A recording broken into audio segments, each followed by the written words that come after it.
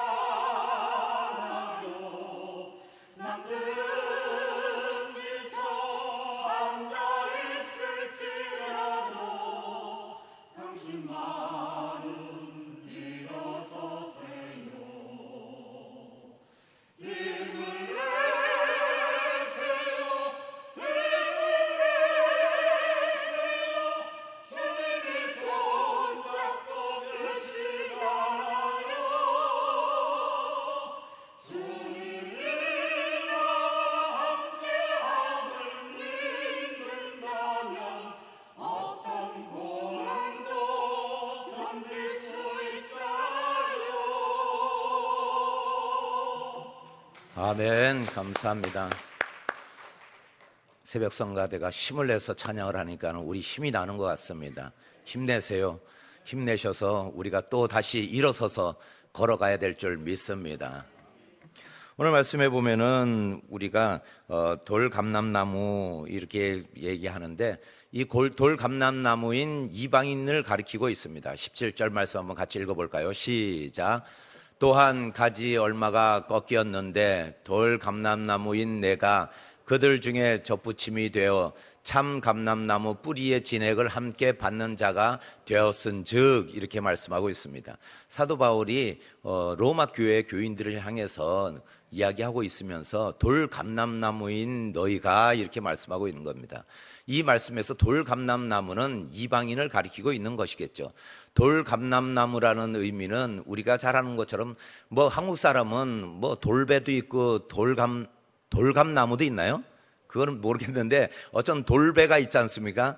상품 가치가 없어요. 그리고 이 돌배는 먹으려면은 이 틀니 가지고는 웬만해서는 이 돌배 먹기 힘들어요. 왜냐하면 이 돌배는 워낙 딱딱하고 저도 어렸을 때 돌배를 이렇게 서리해서 먹다 보면은 이 튼실한 송환배를 따서 먹어야 되는데 이제 동네에 이렇게 뭐 좀 어느 남의 집 울타리에 있는 배라든가 이런 배를 먹다 보면은 이 웬만한 이에 튼튼한 이가 아니면은 이거를 씹어 먹을 수가 없어요.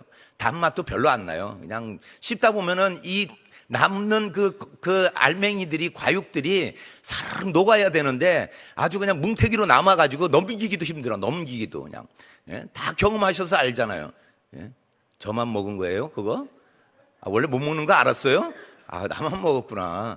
그래서 이 돌배를 먹듯이 이 돌감람나무도 마찬가지예요. 야생의 그리고 자연의 그런 의미가 있는 이 돌감람나무의 이 돌이라는 것은 그런 자연적인 거라는 거죠. 누가 재배하지 않고 누군가가 정성들을 가꾸지 않은 그런 감람나무라는 거예요. 근데 이 돌감람나무가 누구냐? 이방인인 로마 성도들을 가리켜서 너희들이라는 거예요. 너희들이 예전에는 돌감람나무였는데 그 가지를 참 감람나무에 접붙임 바 된 거예요. 접붙여서 지금 구원의 반열에 같이 쓰고 있다라는 거죠. 우리가 구원의 길에 접붙임 바 되어서 이 돌감람나무인 이방인들이 구원을 얻었다고 사도 바울이 이야기하고 있는 겁니다. 그러면서 18절 말씀에 그 가지들을 향하여 자랑하지 말라. 자랑할지라도 내가 뿌리를 보존하는 것이 아니요 뿌리가 너를 보존하는 것이라. 우리가 믿음의 구원을 얻었다고 해서 우리가 자랑하지 말라는 거예요. 이 말씀은 물론 우리가 세상에 이 자랑하고 싶은 거 있잖아요. 뭔가 몰래 이렇게 우리가 갯돈을 받으면은 막 말하고 싶어가지고. 근데 저희 어머님이 항상 말씀하시는 게 있어요. 네 아버지는 말이다. 내가 갯돈을 받으면 그놈의 입 때문에 꼭 작은 집에다 얘기하고 고모들한테 얘기해가지고 고모들이 와서 홀라당 뺏어가고 홀라당 뺏어간 게 한두 번이 아니다. 제가 이거를 아버님 돌아가시고 나서부터 얼마나 많이 들었는지. 그래서 이제 성묘를 오거든요. 이제 무슨 명절이나 뭐 어떤 생신이나 이럴 때 성묘를 모여 현충원에 다 모여요.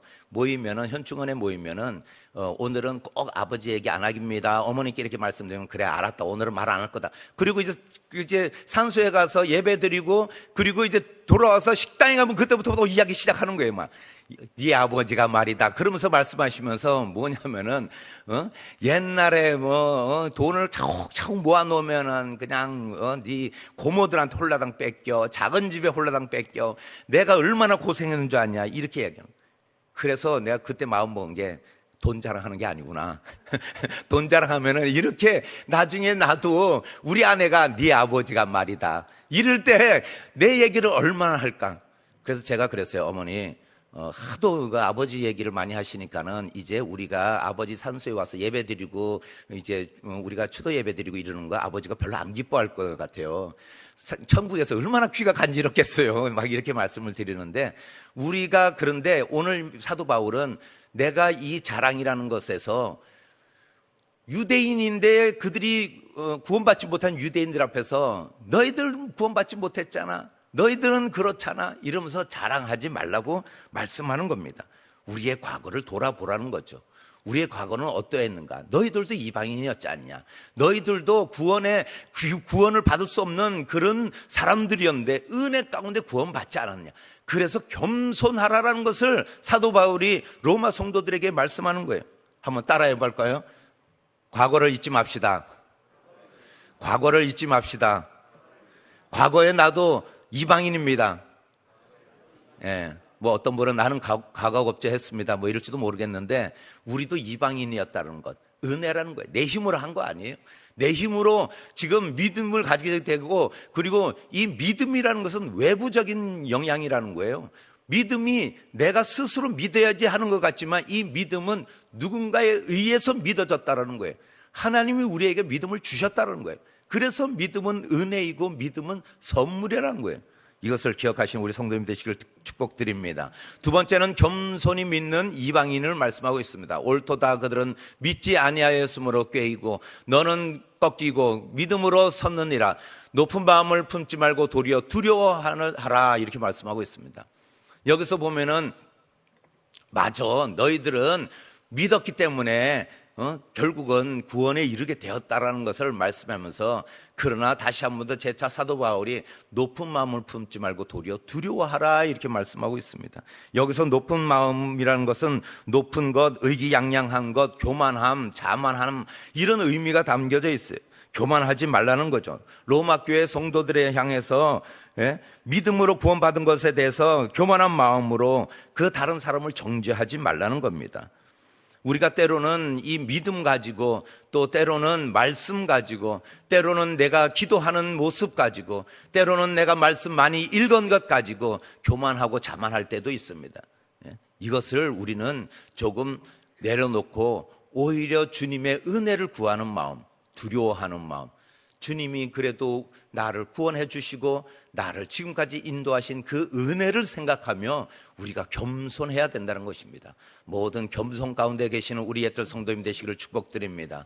마지막으로 믿음으로 회복되는 유대인들을 말씀하고 있습니다. 23절, 그들도 믿지 아니하는데 머무르지 아니하면 접붙임을 받으리니 이는 그들을 접붙이실 능력이 하나님께 있음이라. 유대인도 믿음을 가지면 구원을 받을 수 있다. 하나님이 그것을 더 원하시지 않겠는가? 예수 그리스도를 이 땅에 보내신 목적이 온 인류를 구원하고자 하는 하나님의 뜻이 있다면은 유대인도 회개하고 돌아오면은 하나님이 더 기뻐하시지 않겠는가? 그 이야기하는 거예요. 탕자의 비유처럼 비록 잘못했지만 그 둘째 아들이 돌아왔을 때, 동구밖에 남루한 그 아들이 돌아왔을 때 아버지가 달려가서 그 아들을 끌어안고 냄새나고 더러운 그 아들의 외모를 관여치 않으시고 그를 안으시며 돌아온 아들을 향하여 기뻐하는 아버지의 모습, 이것이 하나님의 마음이라는 거예요. 이것이 하나님의 뜻이라는 거죠. 유대인도 돌아오면은 하나님께서 더 기뻐하시지 않겠느냐. 그렇기 때문에 유대인도 회개할 수 있으니 우리 이방인들이 구원을 가지고 우리가 교만하고 또 이것을 자랑하고 이것으로 다른 사람을 업신여기지 말라고 이야기하는 겁니다. 우리의 인생에는 수많은 선택의 기로에 있습니다. 오늘도 우리가 일어날까? 좀 더 잘까? 오늘 성가대를 설까 말까? 얼마나 많은 선택이 있습니까?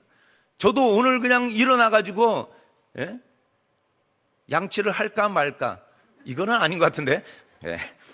우리가 믿음의 길이냐 아니냐, 우리가 선한 생각으로 이것을 놓을 거냐, 아니면 내가 조금 욕심을 부려서 이거를 내가 취할 거냐, 이런 선택의 갈림길에 있었을 때 우리는 하나님의 뜻을 묻고 하나님이 어떠한 것을 원하실까, 이것을 기억하라는 것이죠.